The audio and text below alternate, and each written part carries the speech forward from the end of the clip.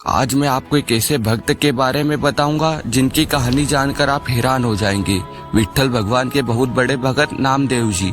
श्री नामदेव जी महाराष्ट्र के एक सुप्रसिद्ध संत थे। वे विट्ठल भगवान के बहुत ही बड़े भगत हुए हैं। उनका ध्यान सदा विट्ठल भगवान के दर्शन, भजन और कीर्तन में ही लगा रहता था।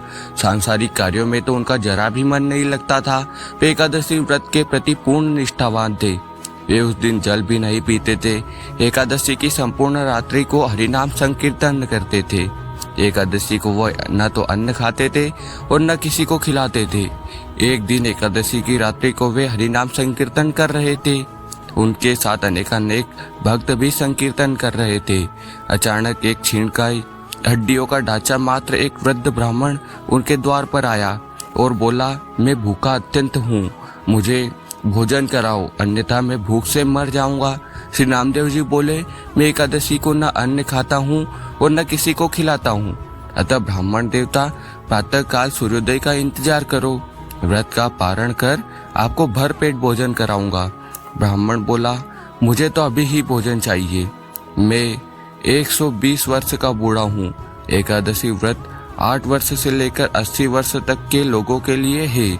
मैं भूख से मर जाऊंगा और तुमको ब्रह्म हत्या का पाप लगेगा। श्री नामदेव जी ने कहा, ब्राह्मण देवता चाहे कुछ भी हो जाए, मैं आपको भोजन नहीं करा सकता, कृपया आप सुबह तक प्रतीक्षा करें। श्री नामदेव जी के ऐसे व्यवहार के प्रति अन्य ग्रामवासियों ने नामदेव जी को निष्ठुर कहा और ब्राह्मण को भोजन देना चाहा, परंतु ब्राह्मण ने भोजन लेने से इनकार कर दिया और कहा, यदि मैं भोजन ग्रहण करूंगा तो सिर्फ और सिर्फ नामदेव जी से ही करूंगा। श्री नामदेव जी ने जब ब्राह्मण को भोजन न दिया तो कुछ ही समय में उनके प्राण पखेरु उड़ गए। वहां उपस्थित सभी लोग श्री नामदेव जी को प्रति अशब्द कहने लगे और उन्हें हत्यारा कहकर संबोधित करने लगे।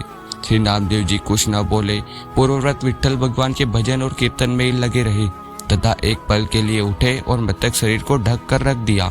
वे मृतदेह के समक्ष नाम से कीर्तन करते रहे। प्रातः काल श्री नामदेव जी ने व्रत पारण किया और एक चिता बनवाई। स्वयं उस ब्राह्मण के पार्थिव शरीर को अपनी गोद में लेकर चिता पर बैठ गए। चिता को प्रज्वलित किया। जब आग की लपटें श्री नामदेव जी तक पहुंचने लगी तो अचानक वहां ब्राह्मण उठा और श्री नामदेव जी का उठाकर चिता से बाहर कूद पड़ा। जब तक नामदेव जी कुछ समझ पाते वह बूढ़ा अंतर्ध्यान हो गया। स्वयं विट्ठल भगवान ही उनकी परीक्षा लेने आए थे। इस घटना को देखकर सब आश्चर्यचकित हो गए और श्री नामदेव जी की जय जयकार करने लगे। धन्य है श्री नामदेव जी, चित्त में प्रज्ञा का प्रकाश, ज्ञान का दीपक जले तभी ठाकुर जी का निराकार स्वरूप दिखाई देता है।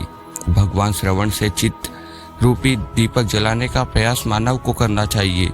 मानव को अज्ञानता से लड़ना चाहिए, मगर आलोचना और अज्ञानता पर चर्चा करके अपना स्वयं